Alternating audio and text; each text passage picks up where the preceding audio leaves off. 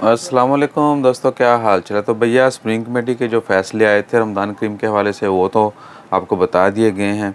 और मज़ीद ये कि स्प्रिंग कमेटी की कल 30 मार्च 2022 बुध के दिन प्रेस कॉन्फ्रेंस होगी। उसमें मज़ीद जो है कवानीन वो अनाउंस किए जाएंगे और जो ऑलरेडी अनाउंस कर दिए गए हैं उनके मतलब मज़ीद तफसीलात भी आएंगी। स्पेशली छोटी मसाजिद के मतलब और तरावी के मतलब जो है वो तफसीलात अभी आना बाकी हैं।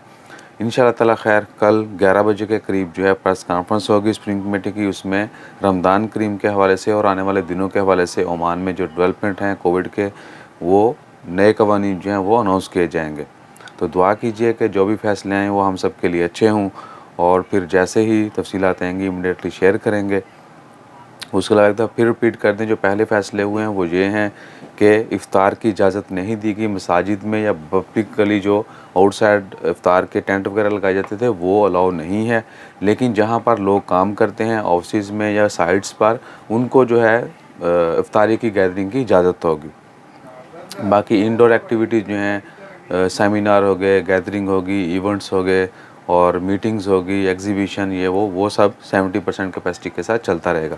तरावी की इजाज़त होगी, लेकिन 12 साल और उससे ज़्यादा उम्र के लोगों को, 12 साल से कम उम्र बच्चों को तरावी की इजाज़त नहीं है। और ये भी कि तरावी पढ़ने वालों के लिए फुली वैक्सीनेट होना ज़रूरी है और सेफ़ डिस्टेंस के साथ अभी तक इजाज़त दी गई है। कल जैसे ही मज़ीद अपडेट्स आती हैं वो भी शेयर करेंगे। जज़ाकल्लाह, अल्लाह हाफ़िज़।